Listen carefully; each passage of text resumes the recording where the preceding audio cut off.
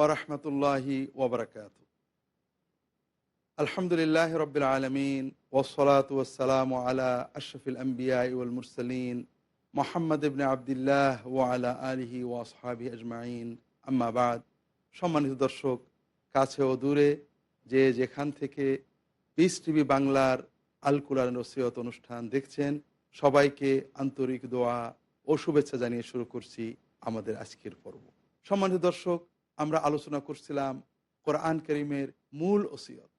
আমরা দেখেছি ধর্মের নামে নতুন নতুন আবিষ্কার কোরআন এবং সুন্নাহর বাইরে অথবা পূর্ববর্তী পয়গম্বরদের ধর্মের ক্ষেত্রেও, যেমন ইব্রাহিম আলাইহিসসালামের ধর্মের ক্ষেত্রে তার শিক্ষার বাইরে, তার শরীয়তের বাইরে নতুন নতুন আবিষ্কার, নতুন নতুন বিষয়কে দিনের ভিতরে অন্তর্ভুক্ত করার মাধ্যমে তিনটি মহা অভিশাপ নেমে এসেছিল ধার্মিক ধর্ম অনুসারী মানুষদের ভিতরে। একটা হলো শিরক, আর একটা হলো কুসংস্কার বিদআত, আর একটা হলো ধর্মের নামে আনুষ্ঠানিকতা, প্রাণহীন জীবনহীন ধার্মিকতা।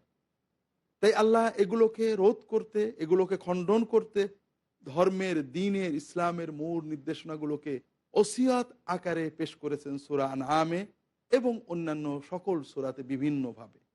সূরা আনআমের 151 নম্বর আয়াতে আল্লাহ তাআলা 5টি ওসিয়ত করেছেন। আমরা এর আগে 3টে ওসিয়ত আলোচনা করেছি। এরপরে আমরা চতুর্থ ওসিয়ত আলোচনা শুরু করব আজ ইনশাআল্লাহ তাআলা। আল্লাহ তাআলা বলছেন, কুল তাআলাউ আতলু মা হাররামা রাব্বুকুম আলাইকুম আল্লা তুশরিকু বিহি শাইয়্যা ওয়া বিল ওয়ালিদাইনি ইহসানা ওয়া লা তাকতুলু আওলাদাকুম মিন ইমলাক নাহনু নারযুকুকুম ওয়া ইয়্যাহুম ওয়া লা তাকরাবুল ফাওয়াহিশা মা যাহারা মিনহা ওয়া মা বাতান।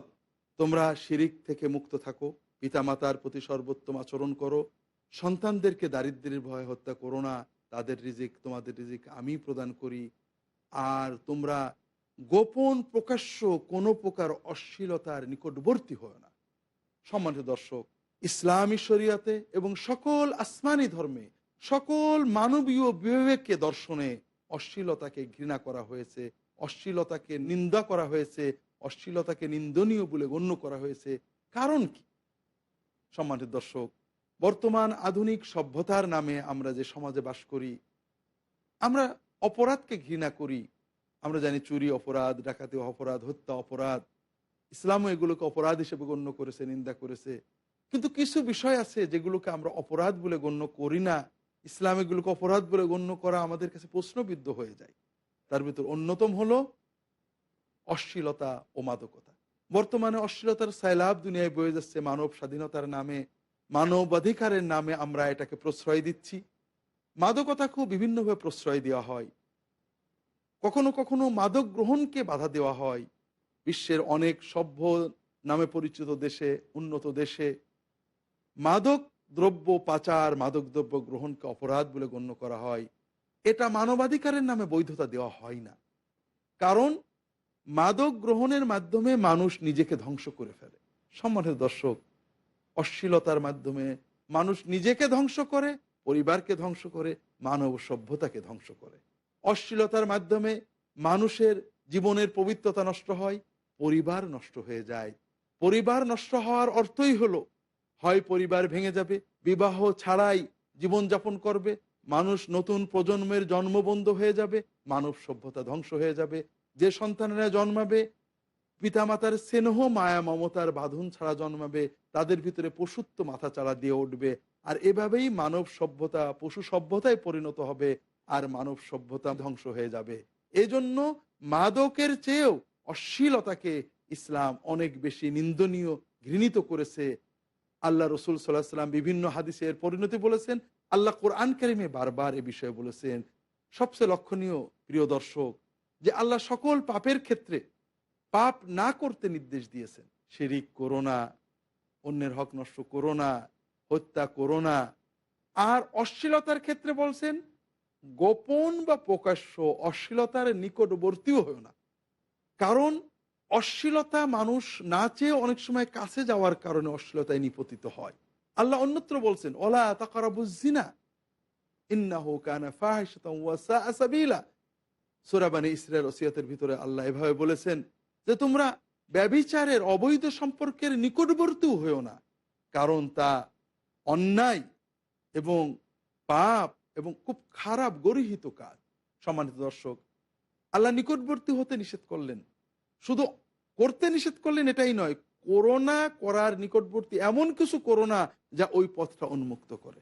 এর কারণ শয়তান বিভিন্ন অজুহাতে ওসিলায় মানুষের জন্য, ভালো মানুষের জন্য, ইমানদারদের জন্য অশ্লীলতার পথকে খোলে, শুধু নিকটবর্তী করে দেয়, বাকিটা ঘটে যায়। এ ব্যাপারে আল্লাহ কোরআন কারীমে আমাদেরকে সতর্ক করেছেন, ইয়া বনি আদমা লা ইফতিনান্নাকুমুশ শাইতান কামা আখরাজা আবাওয়াইকুম মিনাল জান্নাহ ইয়ানজু আনহুমা লিবাসাহুমা লিউরিয়াহুমা সাওআতিহিমা। আল্লাহ তাআলা আমাদেরকে সতর্ক করলেন, হে আদম সন্তানেরা, তোমাদের পিতামাতাকে আদম হাওয়াকে শয়তান যেভাবে কৌশলে জান্নাত থেকে বের করে এনেছিল, তাদের পরিধেয় বস্ত্র খুলে ফেলেছিল, তোমাদেরকে যেন এইভাবে ফিতনায় বিপদে ফেলতে না পারে, এ ব্যাপারে সতর্ক থাকবে। দর্শক, শয়তান কিভাবে আদম আলাইহিসসালাম এবং হাওয়া আলাইহিসসালামকে জান্নাত থেকে বের করে আনলো, তাদের পরিধেয় বস্ত্র খুলিয়ে ফেললো? আল্লাহ তাআলা কোরআনে এটার বর্ণনা দিয়েছেন।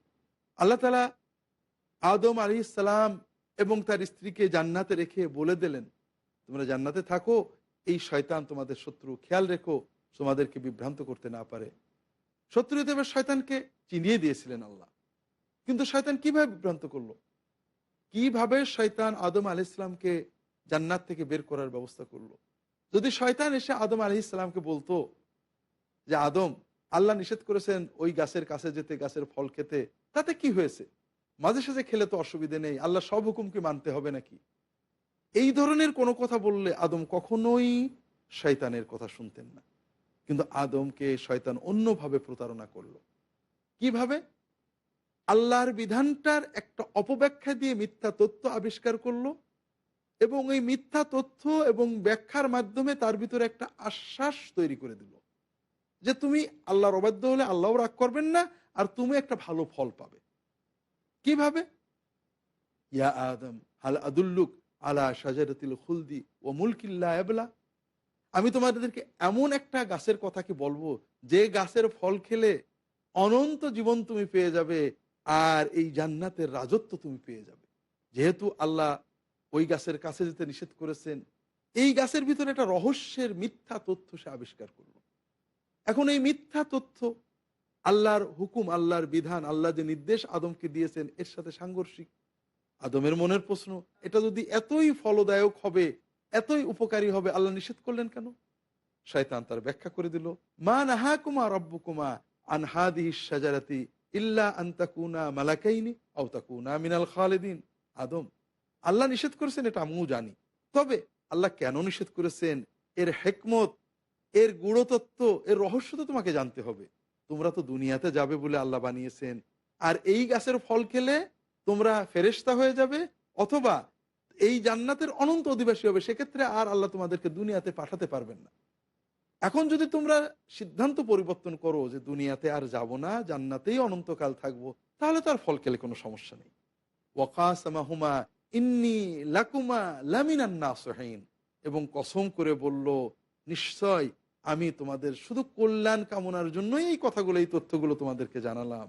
সম্মানিত দর্শক, এভাবে শয়তান মিথ্যা এবং অপব্যাখ্যার মাধ্যমে আদম আলাইহিস সালামকে ফল খেতে উদ্বুদ্ধ করলো, প্ররোচিত করলো।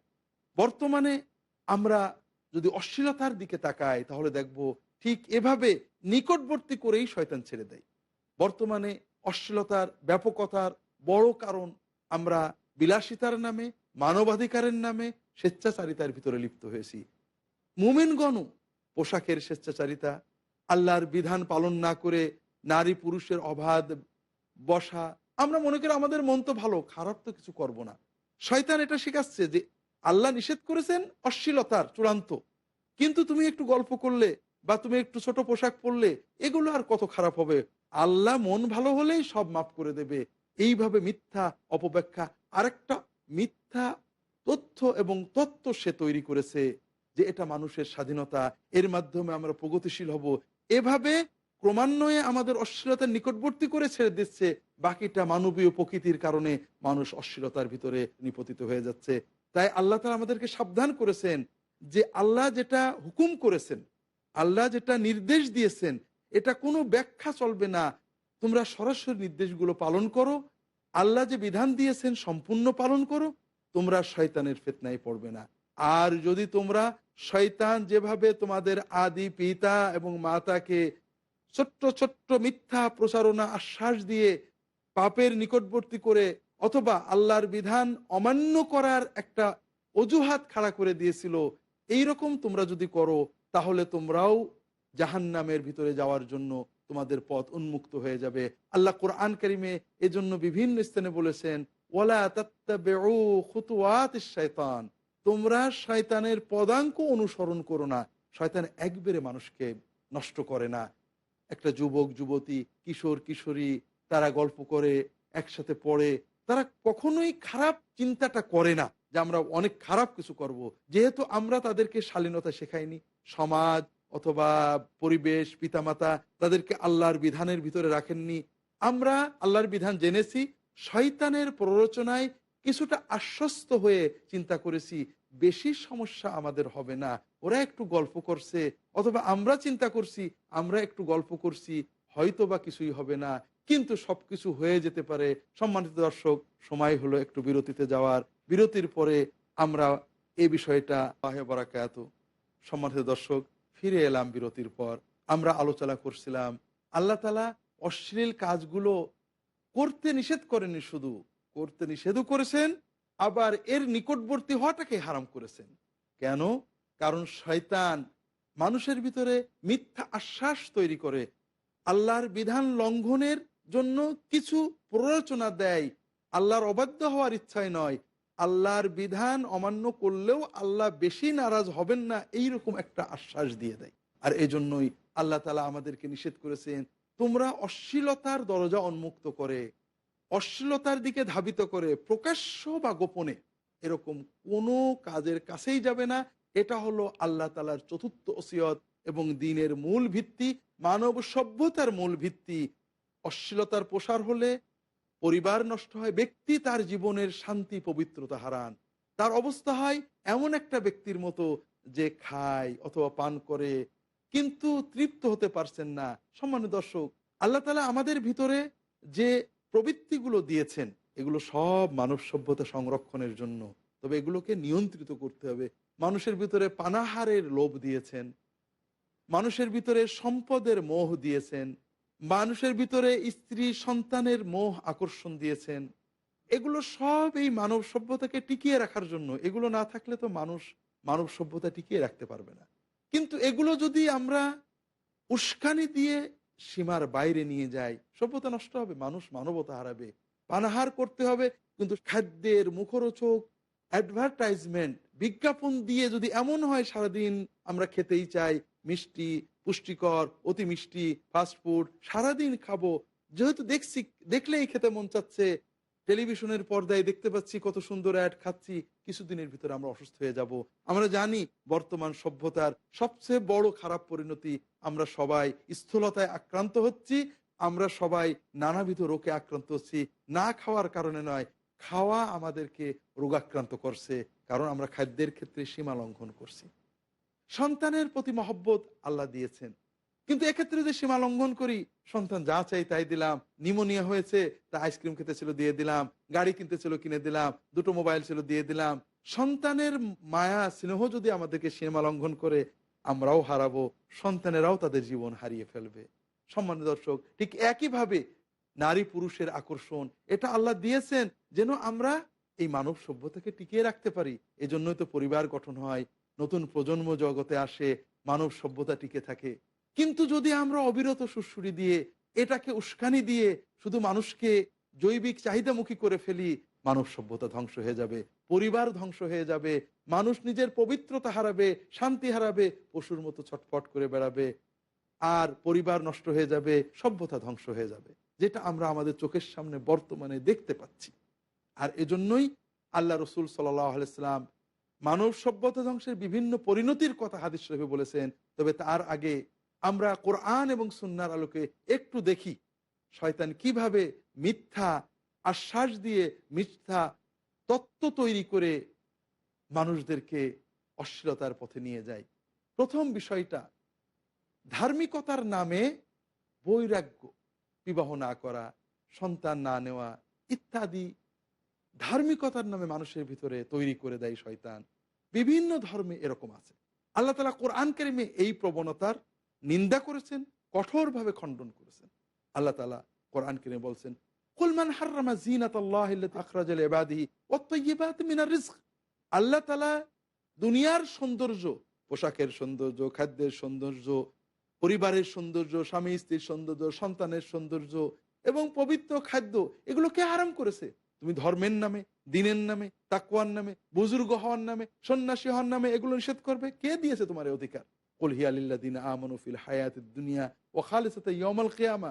ঈমানদাররা এগুলো দুনিয়াতে ভোগ করবে, আখিরাতে শুধু তারাই ভোগ করবে। আল্লাহর দিন, তার মূল কাজ হলো অশ্লীলতা বন্ধ করা, যে জিনাত আল্লাহ, যে সৌন্দর্য, যে আনন্দ আল্লাহ হালাল করেছেন সেটা ভোগ করা। আর এজন্যই আল্লাহ এই আয়াতের পরে বলছেন, কুল ইন্নামা হাররামা রাব্বিয়াল ফাওয়াহিশা মা যাহারা মিন্না ওয়া বাতান ওয়াল ইসমা ওয়াল বাগিয়া বিগাইরিল হক ওয়া আন তুশরিকু বিল্লাহি মা লা ইউনাজ্জিল বিহি সুলতানা ওয়া আন তাকুলু আলাল্লাহি মা লা তা'লামুন। তোমরা জেনে নাও আল্লাহ কি কি হারাম করেছেন। তোমাদের এই বানোয়াট মানুষের বিবেক প্রসূত বিষয়কে আল্লাহর দিন নামে, ধর্ম নামে চালিয়ে এর ভিতরে কোনো কল্যাণ নেই, এটা মানবতা ধ্বংস করবে। আল্লাহর দিনের মূল নীতিগুলো জেনে নাও। আল্লাহ কি কি হারাম করেছেন? আল্লাহ গোপন এবং প্রকাশ্য সকল অশ্লীলতাকে হারাম করেছেন এবং পাপকে নিষিদ্ধ হারাম করেছেন এবং অন্যায়ভাবে সীমা লঙ্ঘন করা, অত্যাচার করা, জুলুম করা, অন্যের হক নষ্ট করাকে আল্লাহ হারাম করেছেন। আল্লাহ হারাম করেছেন যে তোমরা আল্লাহর সাথে কিছু শিরক করো, যেটা আল্লাহ কখনোই কোনোভাবে নির্দেশ দেননি কোনো ওহির মাধ্যমে। ওয়ান তাকুলু আলাল্লাহি মা লা তা'লামুন। আল্লাহ নিষিদ্ধ করেছেন যে তোমরা আল্লাহর নামে, দিনের নামে আন্দাজে কথা বলো, না জেনে কথা বলো।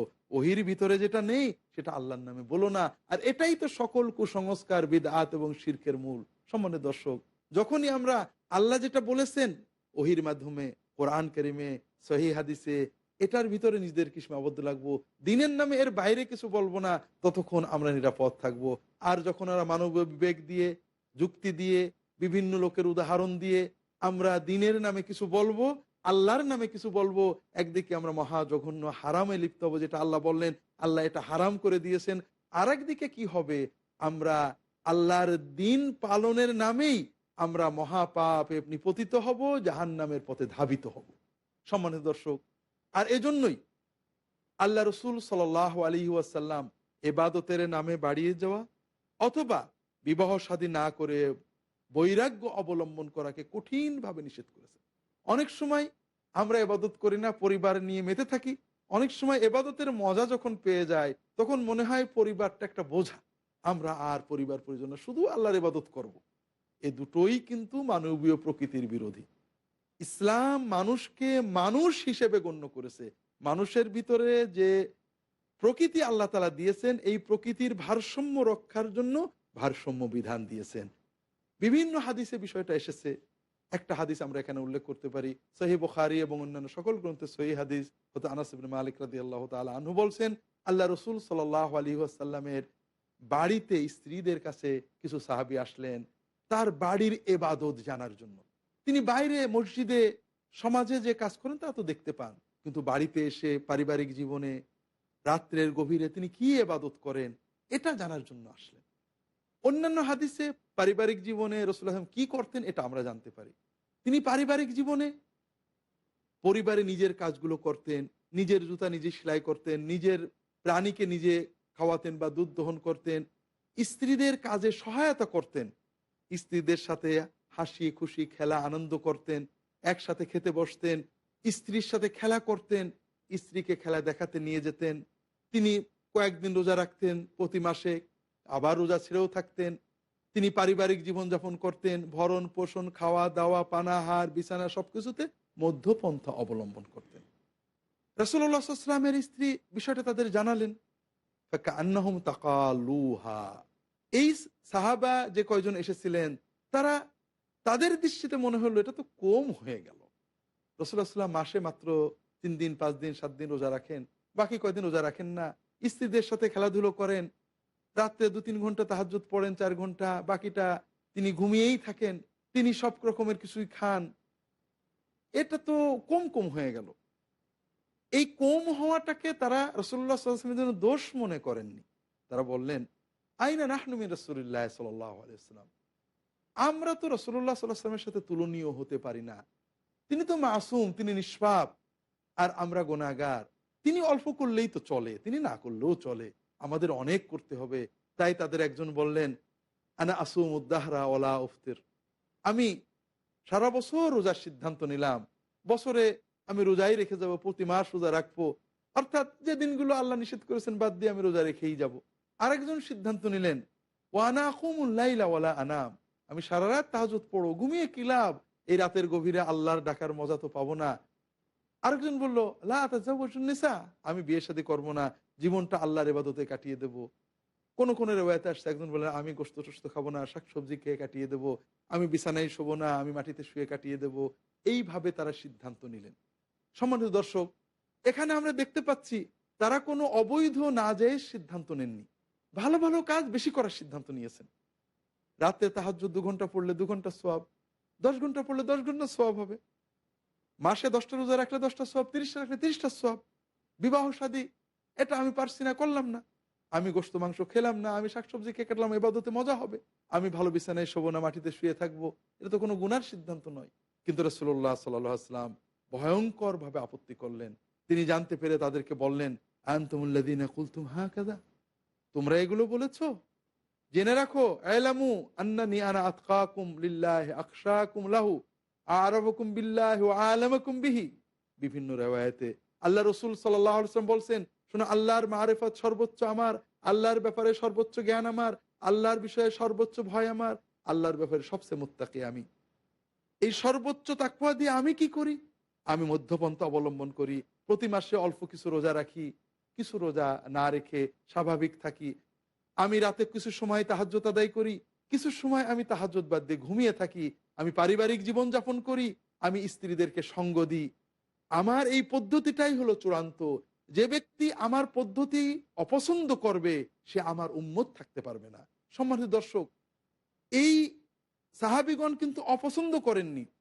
তার পদ্ধতিতে একটু বেশি করতে চেয়েছিলেন, কিন্তু বেশি করাটাই যে অপছন্দ করা, এটা আমাদের বুঝতে হবে। এই পর্বে আর আমরা আলোচনা লম্বা করতে পারছি না। সম্মানিত দর্শক, আল্লাহ তাআলা তৌফিক দিলে পরবর্তী পর্বে আমরা বিষয়টা আলোচনা করব।